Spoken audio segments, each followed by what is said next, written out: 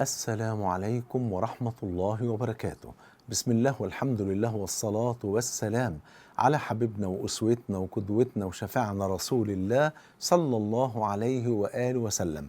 هل يعرف الناس بعضهم بعضا يوم القيامة؟ هنعرف بعض يوم القيامة؟ تعالوا نعرف بعد ما نصلي على حبيبنا صلى الله عليه وآله وسلم. نعم، يعرف بعضنا بعضا يوم القيامة. نعرف كل أصحابنا وأحبابنا وقرايبنا والآباء والأمهات والأصدقاء، نعرف بعض فعلا يوم القيامة. قال جل وعلا: ويوم يحشرهم، يعني يوم القيامة، ويوم يحشرهم كأن لم يلبثوا إلا ساعة من النهار يتعارفون بينهم. والمعنى أنهم يتعارفون بينهم يوم يحشرون كأنهم لم يتفارقوا أبدا لقصر مدة الفراق، كأنهم يعني يدوب سايبين بعض كده من ساعة ولسه راجعين. تمام، إذا بنتعارف وبيعرف بعضنا بعضا يوم القيامة. وقال جل وعلا: يبصرونهم يود المجرم لو يفتدي من عذاب يومئذ ببنيه وصاحبته عن زوجته وأخيه وفصيلته التي تؤويه ومن في الأرض جميعا ثم ينجيه كلا إنها لظى. يعني إيه يبصرونهم؟ يعني يرونهم، وما فيش حد يوم القيامة إلا وهو نصب عين صاحبه من الجن والإنس، يعرف كل اللي حواليه بفضل الله سبحانه وتعالى. فيبصر الرجل وينظر ويرى أباه ويرى أمه ويرى أخاه ويرى قرابته وعشيرته، ولا يسأل أحدا ولا يكلم أحدا، لأن كل واحد فيهم مشغول بنفسه، لكل امرئ منهم يومئذ شأن يغنيه، حدش فاضل التاني بالمرة عياذا بالله. فيأتي يعني كل إنسان يعرف كل من كان يعرفه في الدنيا، حتى إن الإنسان المجرم عافانا الله وإياكم بيتمنى في اليوم ده إنه هو يفدي نفسه من عذاب النار يوم القيامة.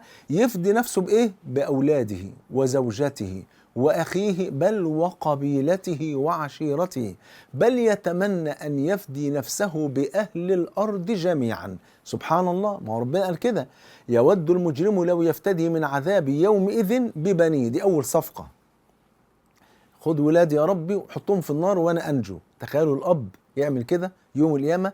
طب خد زوجتي، طب خد أخويا، طب خد قبيلتي كلها، طب خد كل أهل الأرض ودخلهم النار عشان أنجو أنا. سبحان الله. فإذا بالرد: كلا إنها لظى نزاعة للشوى، إلى آخر الآيات بفضل الله سبحانه وتعالى. وأما قول المولى عز وجل: فإذا نفخ في الصور فلا أنساب بينهم يومئذ ولا يتساءلون. المقصود هنا مش إن الناس مش هتعرف بعضها، لأ، الكل هيعرف اللي حواليه، لكن المقصود هنا أنه لا ينفعنا نسب يوم القيامة ولا قرابة أبدا، لا ينفعنا إلا العمل الصالح، كما قال صلى الله عليه وسلم: ومن بطأ به عمله لم يسرع به نسبه. اللي يبطأ به عمله الصالح وما يكونش سبب نجاته يوم القيامة، مع ان احنا اصلا لن ندخل الجنة الا برحمة الله، كما جاء في البخاري ومسلم. قال صلى الله عليه وآله وسلم: لن يدخل أحدا منكم الجنة عمله. قالوا: ولا أنت يا رسول الله؟ قال: ولا أنا إلا أن يتغمدني الله برحمته. لكن لما نعمل أعمال صالحة دي بتكون سبب يدخول الجنة. ادخلوا الجنة بما كنتم تعملون، أي بسبب ما كنتم تعملون. لكن دخول الجنة الأصل فيه أنه لن يكون إلا برحمة الله سبحانه وتعالى. وبعدين الأعمال اللي عملناها ما هي أصلا برحمة الله. ومن الذي وفقنا للإسلام؟ هو الله. ومن الذي وفقنا للعمل الصالح؟ هو الله. إذا أردت أن تعرف عند الله مقامك فانظر فيما أقامك. طب لما عملنا العمل الصالح، من الذي تقبل منا ذلك العمل؟ ومن الذي أجزل لنا المثوبة والجزاء؟ هو الله سبحانه وتعالى. يبقى إذن لن ندخل الجنة إلا برحمة الله سبحانه وتعالى. يبقى إذن ومن بطأ به عمله، يعني بطأ به عن دخول الجنة وعن الفوز برحمة الله، لم يسرع به نسبه. ولذلك كما جاء في البخاري ومسلم، لما نزل قول الله عز وجل: وأنذر عشيرتك الأقربين، وقف النبي صلى الله عليه وسلم على جبل الصفا.